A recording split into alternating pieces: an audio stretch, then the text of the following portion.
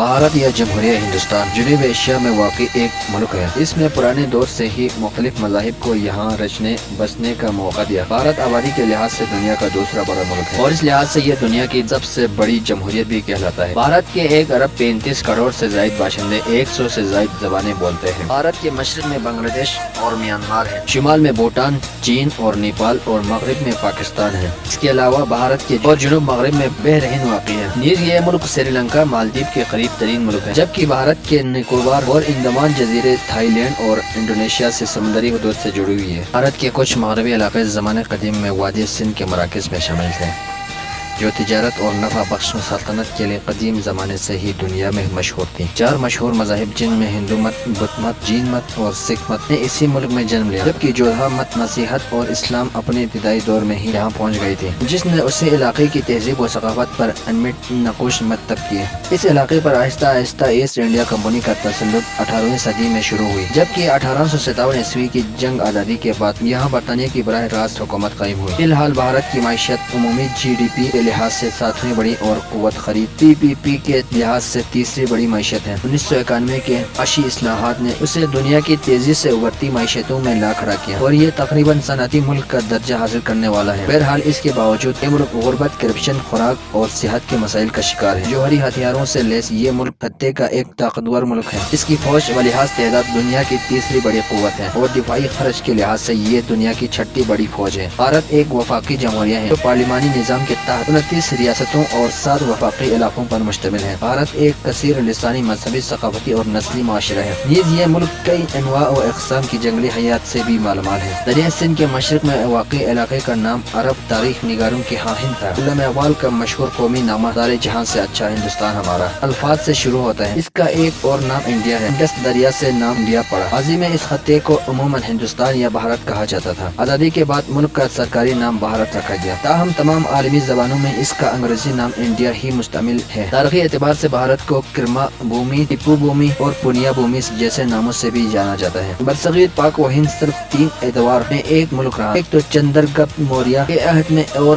دوسرے مغلیہ دور میں اور تیسرے انگریزوں کے زمانے میں۔ اورنگزیب عالمگیر کے دور حکومت میں مغلیہ سلطنت نسبتاً سب سے بڑی تھی۔ انگریزوں کے زمانے میں سلطنت مغلیہ دور سے قدرے کم تھی۔ ان 3 ادوار کے علاوہ ہندوستان، موجودہ بھارت، بنگلہ دیش اور پاکستان ہمیشہ چھوٹی چھوٹی بے شمار ریاستوں میں بٹا رہا۔ اپنی ہزاروں سال کی تاریخ کے بیشتر دور میں ہندوستان چھوٹی ریاستوں ہی میں بٹا رہا۔ بھارت میں پتھروں پر مصوری کی شروعات 40,000 سال پہلے ہوئی۔ سب سے پہلے مستقل آبادیاں 9,000 سال پہلے وجود میں آئی۔ ان مقامی آبادیوں نے ترقی کر کے سندھ طاس تہذیب کو جنم دیا۔ یہ تہذیب 26ویں صدی قبل از مسیح سے لے کر 19ویں صدی قبل از مسیح تک اپنے عروج پر تھی اور اس زمانے کی سب سے بڑی تہذیب میں شامل ہوتی تھی، مگر اس زمانے میں بھی اسے کبھی ہند نہیں کہا گیا بلکہ سندھ کے نام سے جانا جاتا رہا۔ برصغیر بہت عرصہ تک سندھ اور ہند میں منقسم رہا۔ اس کے بعد آنے والے دور کے بارے میں 2 نظریات ہیں۔ پہلا نظریہ مارکس مولر نے پیش کیا۔ اس کے مطابق تقریباً 15ویں صدی قبل از مسیح میں شمال مغرب کی طرف سے آریاؤں نے ہندوستان میں گھسنا شروع کر دیا۔ آریا حملہ بن کر آئے تھے اور طاقت کے استعمال سے پھیلے، مگر گنتی کے چند آریا طاقت کا استعمال کیے بغیر آہستہ آہستہ اس علاقے میں پھیلے اور آریاؤں اور مقامی دراوڑوں کے درمیان میں ہونے والے تعلقات اور تبادلہ خیالات سے ویدک تہذیب نے جنم لیا۔ دوسرا نظریہ یہ ہے کہ آریا ویدک لوگ ہندوستان کے مقامی لوگ تھے جو دراوڑ تہذیب ختم ہونے کے بعد عروج پذیر ہوئے۔ 7ویں صدی میں عربوں نے مغربی برصغیر کے علاقے سندھ پر حملہ کر کے قبضہ کر لیا۔ اس سے پہلے بہت سے لوگ اسلام قبول کر چکے تھے اور عربوں کی قابض ہونے کے بعد مقامی لوگ نے بڑی تیزی سے اسلام قبول کیا۔ اس کے بعد 13ویں صدی میں ترکوں نے ہندوستان پر حملہ کیا اور شمالی ہندوستان پر قبضہ کر لیا۔ 16ویں صدی میں مغلوں نے ہندوستان پر حملہ کیا اور آہستہ آہستہ تمام ہندوستان کے حاکم بن گئے۔ مغلوں کے حملے سے پہلے ہی ہندوستان میں مقامی لوگوں کی بڑی تعداد مسلمان تھی۔ 19ویں صدی میں انگریزوں نے مغلوں کو اپنے ماتحت کر لیا اور اس طرح ہندوستان کے حاکم بن گئے۔ 1857 کے غدر کے بعد حکومت کمپنی سے برطانوی تاج کے پاس چلی گئی۔ 1876 کے بعد سے برطانوی شاہان کو شہنشاہ ہندوستان کا عہدہ بھی مل گیا۔ ملک کو سنبھالنے کے لیے برطانوی حاکموں نے اپنی بانٹو اور راج کرو پالیسی کو استعمال کیا۔